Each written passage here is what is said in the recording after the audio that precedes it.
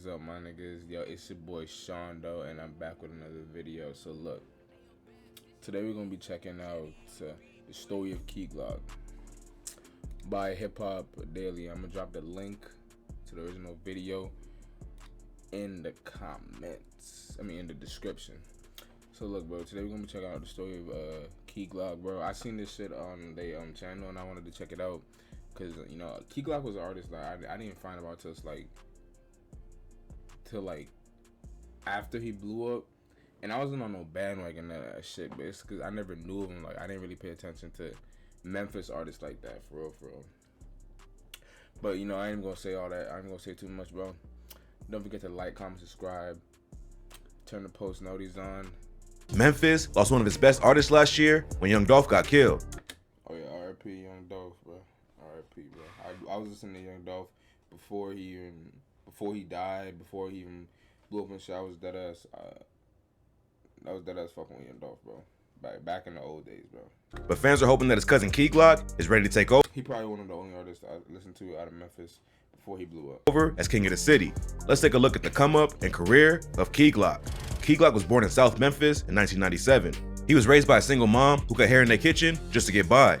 But she wanted to provide a better life for her son, so she started hustling in the streets to make some extra cash. Glock's mom linked up with a group of other women and started hitting licks. At first, they was all making money, but it ain't last forever, and eventually, she got caught. So she got sentenced to 15 years in prison when Glock was just 20 months old. After his mom got locked up, Glock was raised by his grandma and aunt. See, this is the street life, bro. Some of these niggas proclaiming they live in the street life and shit, bro. When your mom really gotta don't make ends meet and really gotta do shit to get around, bro. That's the real life. Like, that's growing up in the hood, for real, bro. You seeing shit go down every week. Look, you see people really going out their way just to get by.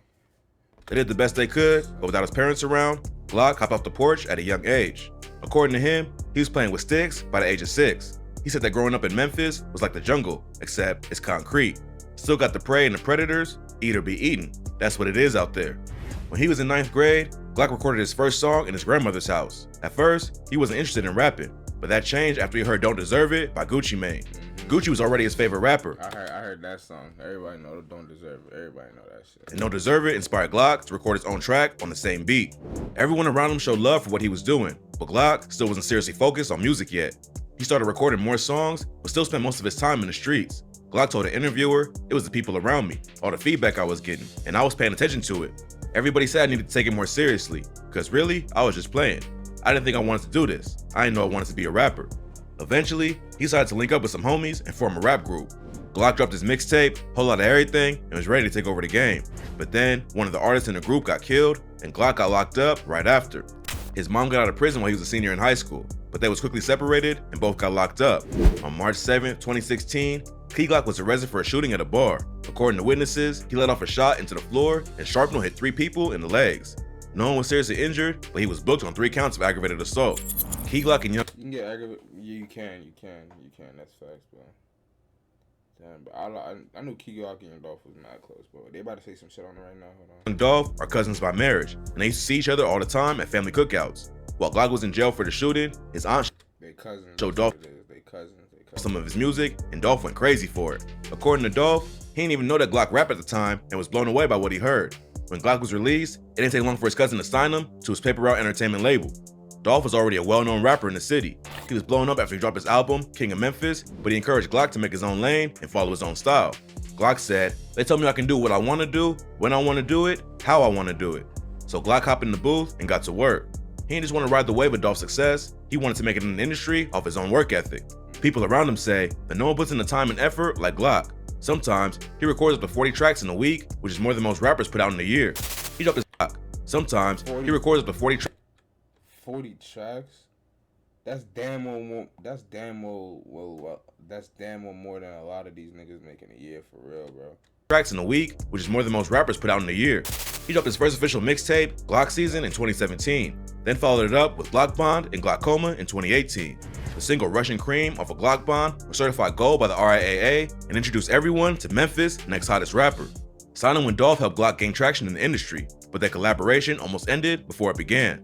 At the time, Dolph was beefing with Yo Gotti and Black Youngster over the title of his album, King of Memphis. Gotti and Dolph already had a complicated history. Dolph turned down an offer to sign with CMG in 2014, which turned Gotti against him. The situation escalated in 2010 an offer to sign with I heard about that shit though. CMG in 2014, King of Memphis. Gotti and Dolph already had a complicated history. I know this shit. I know it was definitely over some title over the King of Memphis. I know about that one. I know they had like crazy beef, bro. They did not fuck with each other for shit. Dolph turned down an offer to sign with CMG in 2014, which turned Gotti against him. The situation escalated in 2016 when Dolph tweeted, "Bro went from being my #1 fan and wanting to sign me to being my biggest hater. #facts." Black Youngster responded by calling Dolph a and denying he was the King of Memphis. Dolph, you a you a soft ass, you nice ass. If you got a problem, say you got a problem. Shake ass, ain't no more king of Memphis, you ain't king of South Memphis, you ain't from the city. Dolph responded later, then Black Youngster sent more shots in the diss track, Shake Some. A month after he signed Key Glock, Dolph turned up the heat with his track, Play With Yo Gotti diss. On the song, he says he had sex with Yo Gotti's baby mama. The day after Dolph released the video for Play With Yo, he was in North Carolina for a show at a club. A few hours before the show, someone started letting off shots and hit his SUV over 100 times. Luckily, Dolph was moving smart and his whip was bulletproof. Otherwise, he would have died on the spot. Black Youngster was later arrested in connection with the shooting, but released due to lack of evidence. Nah, Black Youngster's Black Youngster, that nigga funny, bro. Then, just a few months later, Dolph got shot 3 times at a hotel in Hollywood. Yo Gotti was staying at the hotel, and Dolph brought a screw over there to confront him. Then a fight broke out, and Dolph got shot. Rumors started going around that Gotti was a shooter, but he was never charged in the case. A Yo Gotti associate named Corey McClendon was arrested for the shooting, but also later released due to lack of evidence. Dolph luckily survived, but it only added fuel to the beef between Paper Route Entertainment and CMG. Key Glock also inherited that beef and got into his own problems with artists on their roster. In 2020, a CMG affiliate named Lil Migo started beefing with Glock. The two of them sent shots back and forth on social media for a while. Migo went off on Instagram Live about Key Glock being a snitch, then tried to ban him from performing in Memphis. He posted a slide on his Instagram story that said, "Key Glock, you a bitch. I got 100K, you ain't gonna do a show in the city." Glock wasn't about to be run out of his own city, so he pulled up to the hood with all his jewelry on to prove he wasn't taking Lil Migo's threats seriously.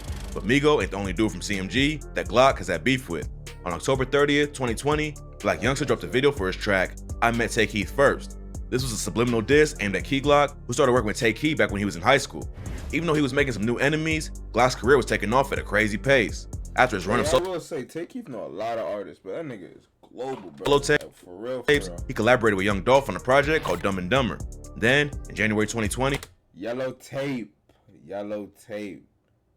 That's, hold on, bro. run of solo tapes, She look cool. he collaborated with Young Dolph on a project called Dumb and Dumber. Then, in January 2020, he dropped his debut album, Yellow Tape, which peaked at number 14 on the Billboard 200. Glock was determined to make it to the top on his own. Instead of getting bigger artists to feature on his tracks to catch people's attention, he wanted to build his own buzz. He said in the interview, "I know if I would have used the big features, I would have reached a higher peak than I'm at right now. I know I'm gonna still get to that point eventually, and I'm gonna do it my way." He followed up Yellow Tape with another solo mixtape in May 2020. Then he reunited with Dolph for the sequel to their 2019 project. Yellow Tape 2 dropped on November 5th, 2021, and everything seemed to be going in the right direction.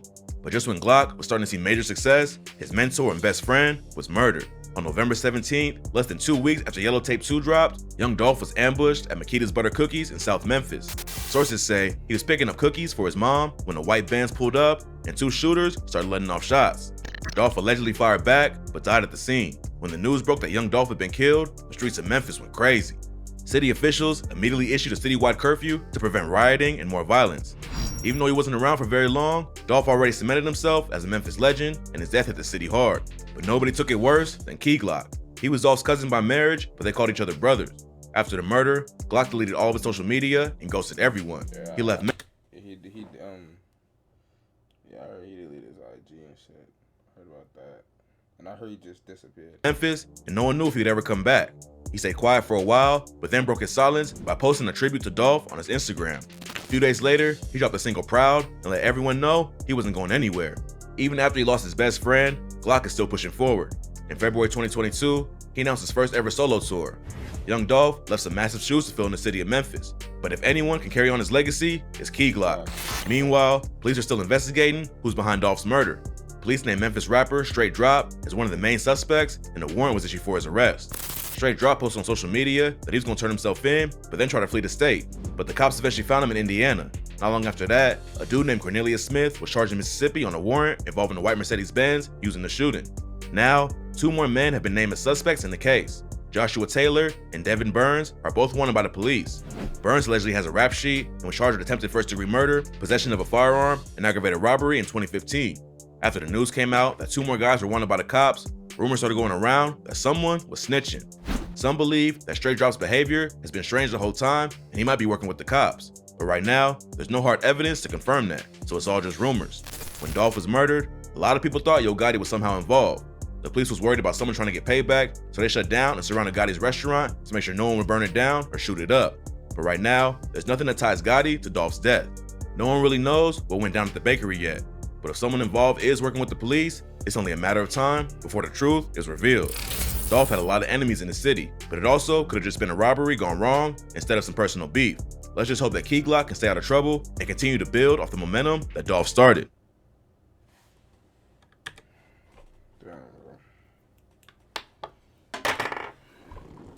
Alright, that's the video, y'all. Damn, that's the story of Key Glock, bro. That's crazy, bro.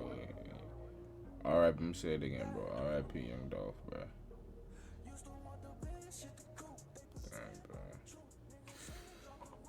Alright, y'all, that's all I got for this video, bro. It's your boy Shaundooe. Don't forget to like, comment, and subscribe. We're gonna get the vibes up. We gotta get the vibes up, bro. That was a little sad shit ending, but we gotta get the vibes up.